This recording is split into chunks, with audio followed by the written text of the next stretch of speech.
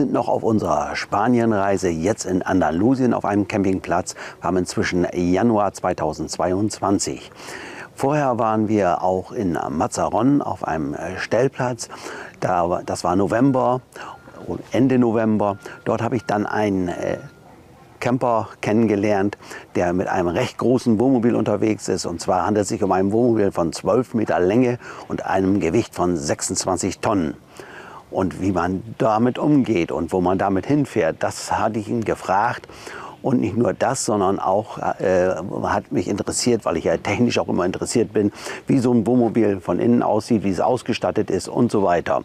Und er war so freundlich, mir das zu zeigen. Und darüber möchte ich heute berichten. Herzlich willkommen zu dieser Reportage.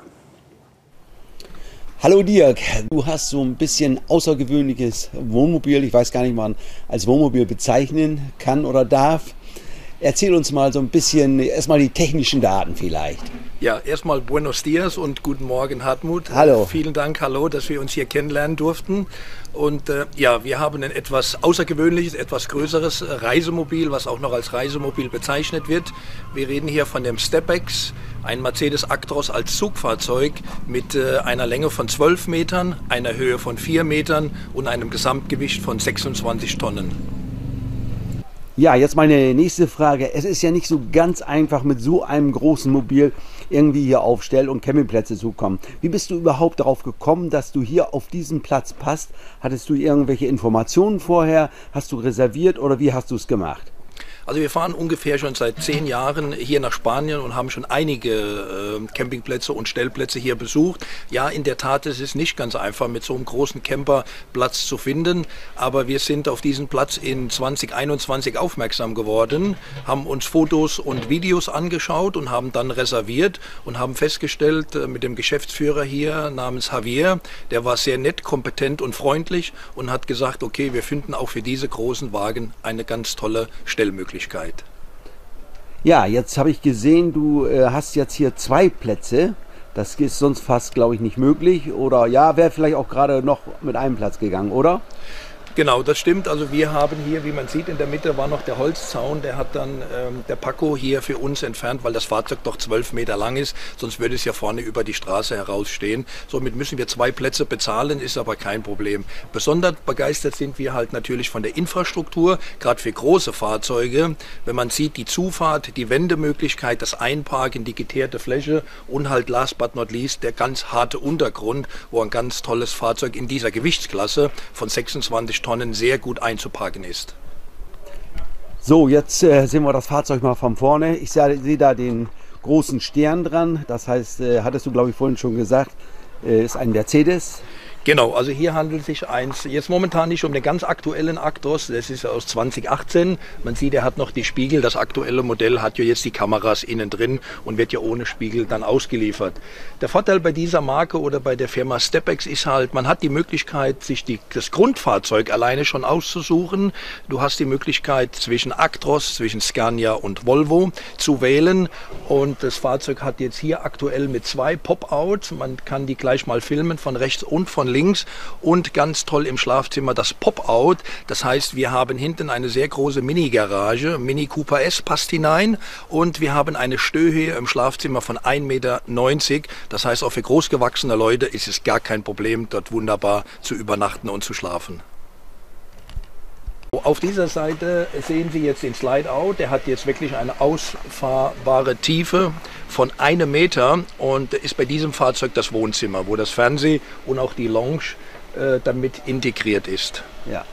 Was für eine Wohnfläche kann man da überhaupt, oder kann man von Wohnfläche sprechen? Hat das Fahrzeug, weißt du das? So? Also wir haben jetzt hier eine Wohnfläche von 39 Quadratmetern, wenn die Slideouts alle ausgefahren sind. Und die große Frage ist immer wieder, die auch aufkommt, ist das Fahrzeug voll benutzbar, wenn die Slideouts drinnen sind? Jawohl, man hat fast 35, knapp 40 Zentimeter Freiheit, um durchzugehen, wenn beide Pop-Outs zusammengefahren sind. Ah ja, gut.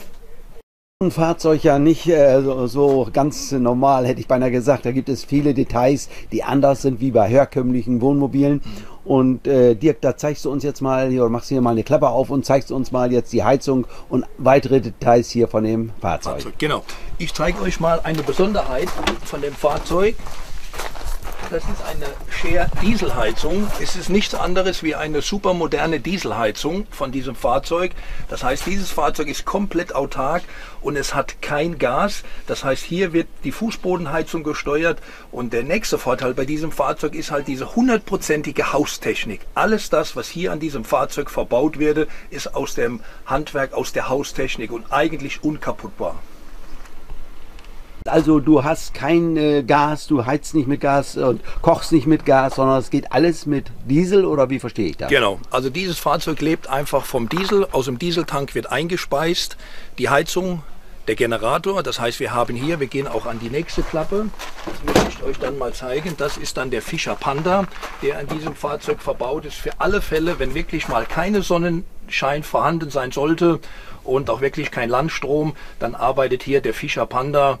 Und der wird auch mit Diesel eingespeist und dieses Fahrzeug ist komplett autark und hat gar kein Gas an Bord. Jetzt muss ich fragen, Fischer Panda, was heißt das? Was ist das? Fischer Panda ist der Hersteller, das ist von der NATO ein entwickelter Kopachi Dieselmotor, der ist gekapselt, das heißt, wenn der läuft, den hörst du nicht und man stört auch keine Nachbarn. Ah ja, das ist ja interessant, ja. Des Weiteren haben wir dann hier auf dieser Seite, man sieht auch die nächste Besonderheit, das ist eine Split-Klimaanlage. Viele Leute fragen sich natürlich, wow, das habe ich doch schon mal gesehen. Ja, das haben sie schon mal gesehen, das ist diese ganz normale Haustechnik. Wir haben zwei Split-Geräte, eins im Wohnzimmer, eins im Schlafzimmer. Das wird eingespeist mit 230 Volt, funktioniert auch ganz leise und macht vor allen Dingen ganz schön kalt. Ja, das heißt, wenn du jetzt das als Klimaanlage und wenn es richtig heiß im Sommer ist, dann ist das wie eine Klimaanlage am Haus. Genau, Alternative könnte ich es natürlich umstellen, auch wie bei dieser Splitanlage. Wir können auch heizen damit. Ach so. Ja, das ist eine Alternative, wenn wirklich mal eine Dieselheizung ausfallen sollte, stellen wir die Klima um und können damit heizen. Ah ja, gut. So, ich mache jetzt gerade ein bisschen Ordnung und dann kann man das filmen.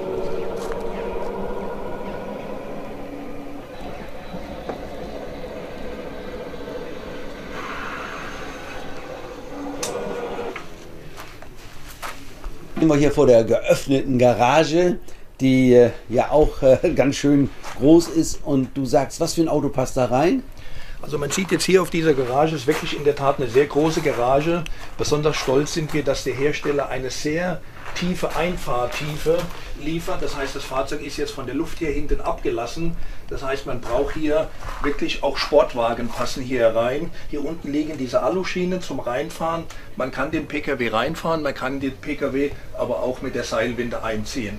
Hier in dieses Fahrzeug passt der aktuelle große Mini Cooper S hinein. Und wie die Fahrräder hier stehen, man sieht rechts und links, ist wirklich genügend Platz für Stauraum.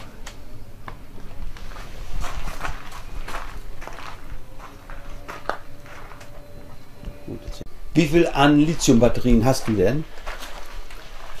Wir haben hier 3 starke Lithium, 200 Ah pro Batterie, aber man muss, wenn man es hochrechnet, ja mal 24 Volt rechnen. Deswegen ergibt sich eine so hohe Kapazität der Leistung.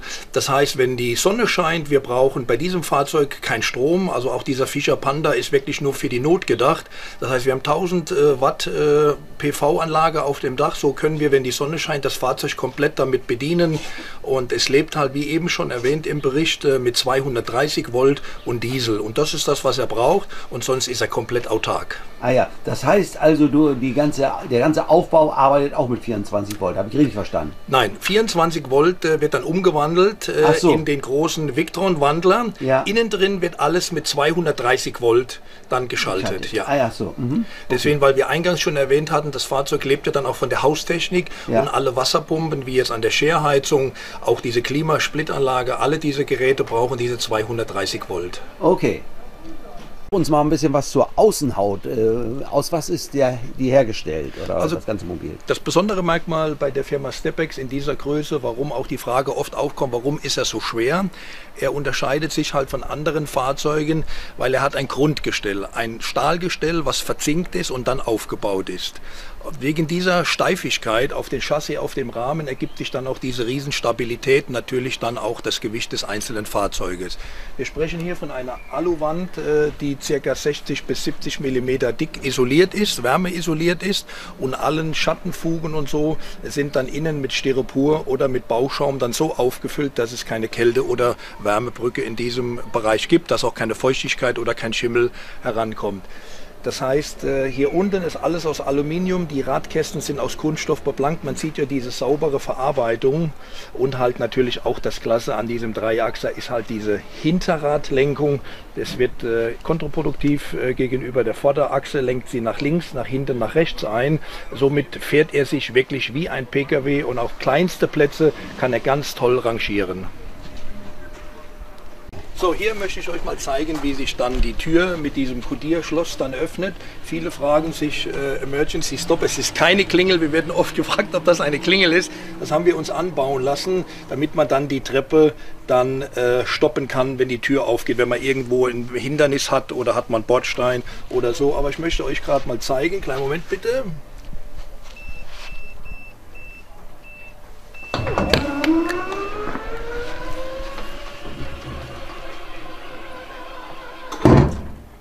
Und schon ist die Treppe ausgefahren, sehr stabil, rutschfest, beleuchtet. Ich sage immer wieder, Camperherz, was möchtest du mehr? Jetzt sind wir im Inneren dieses schönen Mobils. Dirk, erzähl ein bisschen was zu diesem Innenraum. Ja, wie man hier sieht, wenn man die Innenraumgestaltung einfach mal so sieht, wie sie jetzt dargestellt wird auf den einzelnen Bildern, hat man das Gefühl, man wäre wirklich in einer Penthouse-Wohnung. Das war uns ganz besonders wichtig, und da sind wir auch wieder bei dem Typ dieses Herstellers, weil wir haben alle Farben, so wie das Fahrzeug hier aufgebaut ist, frei wählen können. In diesen Farben, mit diesem hellen Holz, mit diesem Leder, und es hat wirklich sehr viele Besonderheiten, die wir jetzt im Einzelnen kurz mal angehen können. Ja, dann erzähl weiter. Wir haben hier, meine Frau, wir sind jetzt eine Woche hier, wie man sieht, eine ganz tolle Haustechnik-Waschmaschine, ein Kombigerät, dann auch gleichzeitig zum Trocknen. Dann hier, wenn du hinter mir rumgehst, würde ich kurz mal zeigen, auch so eine Besonderheit ist natürlich unser großer TV, den wir dann, wenn wir Besuch haben, dann rausziehen können, und somit erstreckt sich dann der Fernseher in dem ganzen Raum. Wie anfangs schon erwähnt, haben wir hier ein Teil dieses Splitgerätes, mit dem wir dann im Sommer natürlich kühlen können oder gegebenenfalls, wenn wirklich Bedarf besteht, auch damit heizen. Hier haben wir unsere große Lounge aus Leder. Der Tisch ist zu verrücken, so können wir, wenn wir schlafen oder Gäste bekommen, können wir die Couch herausziehen. Da gibt es eine Liegefläche von 2,20 Meter mal 1,60 Meter für die Gäste. Ja, das Küche sieht auch ordentlich aus, muss man sagen. Genau, hier haben wir dann wieder die Küche, und wie man hier sieht, wurde auch hier wieder nicht am Material gespart. Hier reden wir dann von einer handfesten Marmorplatte. Wir haben also ganz üblich dann auch hier Backofen, wie man das kennt, mit Gefrierfach und Kühlschrank, Kaffeemaschine, und hier rüber dann unser Ceranfeld, über das wir dann kochen, was eher seltener ist. Hier unten sehen wir dann die Spülmaschine von Siemens. Das heißt, wir haben eigentlich alles im Griff wie zu Hause. Die nächste Besonderheit, das sind diese Bodenventile, die wir dann hier kurz sehen. Das Fahrzeug hat einen Zentralstaubsauger im Chassis eingebaut. Das heißt, meine Frau muss also wirklich nur den Luftschlauch anschließen, und somit kann man das Fahrzeug von innen reinigen und hat keine Probleme, einen größeren Staubsauger mitnehmen zu müssen. Ja, jetzt gucken wir mal weiter nach vorne, und im ersten Moment hatte ich gedacht, das wären jetzt hier die Fahrer- und Beifahrersitze. Nein, sind es nicht, sondern die gehören hier noch zur Lounge. Genau, diese Stühle gehören zur Lounge, die sind also komplett drehbar. Wie man auch hier sehen kann, für abends ganz toll zum Relaxen kann man hier dann die Füße drauflegen, man kann sie rausziehen. Also dann hier wurde an keinem Komfort gespart. Das heißt, wenn man fährt, kann man die Sitze rumdrehen, und hier vorne sieht man dann das ganz tolle Cockpit von dem Actros, wie anfangs schon erwähnt, mit allen Fahrheiten. Und ich sage einmal, dieses Fahrgefühl einmal erlebt, gibt es eigentlich kein Zurück mehr. Was wir bei diesem Fahrzeug umgerüstet haben, man sieht schön mit Alcantara bezogenes Armaturenbrett, und was ich selbst eingebaut habe, ist natürlich die Jalousie, wie man so vorne sieht, damit es ein bisschen blickdicht ist, weil in dieser Höhe hat man dann auch ein bisschen mehr Privatsphäre.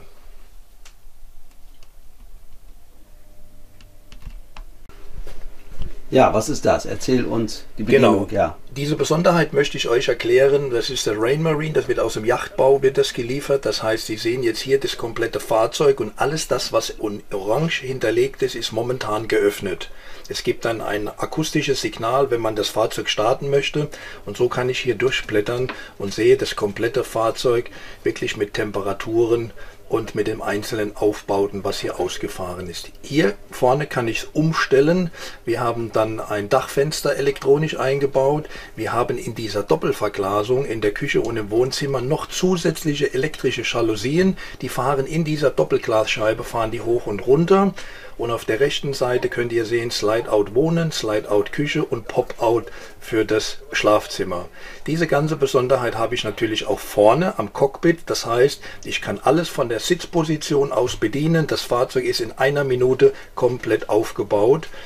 Dann gehen wir weiter. Wir haben dann hier die Heizung der einzelnen Schlafräume, Garage, Schlafzimmer, Badezimmer, Wohnzimmer. Und Sie sehen hier unten die Fußbodenheizung mit 3 Zonen. Der nächste Punkt ist die Wasserversorgung, die Wasserpumpe.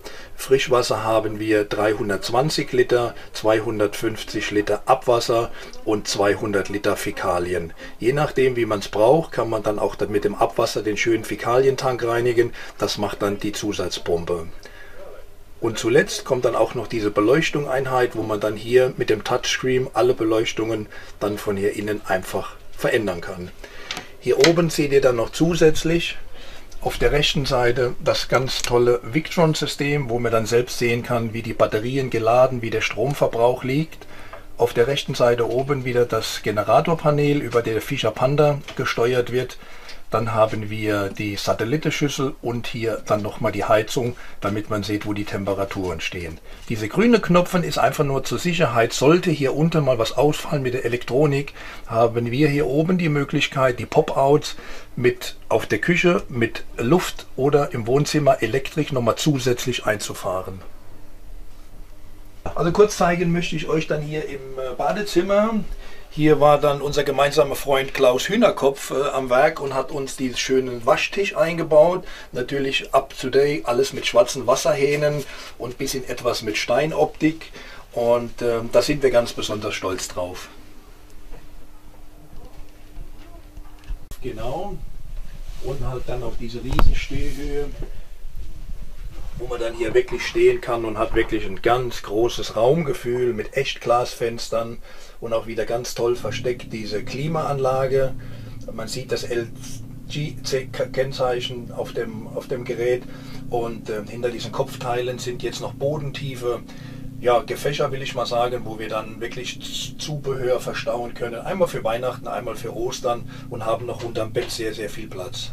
Ja, jetzt sehe ich, du hast oben nach oben hin, ja, wie nennt man das? Ein Pop-Out genannt, Pop-Out genannt, man sieht ihn hier an dem Leder, der ist also wirklich sehr dick auch isoliert in der Zwischenwand. Er wird elektronisch mit 2 starken Elektromotoren, wird er hochgefahren, aber den fahren wir wirklich nur hoch, wenn die Endposition dann erreicht ist, wenn wir länger an einem Ziel bleiben. Ansonsten können wir das Dach auch unten lassen und man sieht an dieser Edelstahlkante, dann ist die normale Höhe ungefähr reduziert um fast 40 cm, aber auch da ist das Schlafzimmer gut zu benutzen. Ja, gut.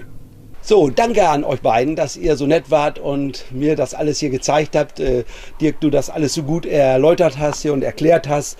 Herzlichen Dank dafür. Wir bedanken uns auch für das tolle Gespräch, für das tolle Interview und ich denke, wir können unseren Campern wieder viele Informationen liefern und vor allen Dingen mal in etwas außergewöhnliches Fahrzeug in dieser Größe. Vielen Dank. Okay, danke. Danke, ciao.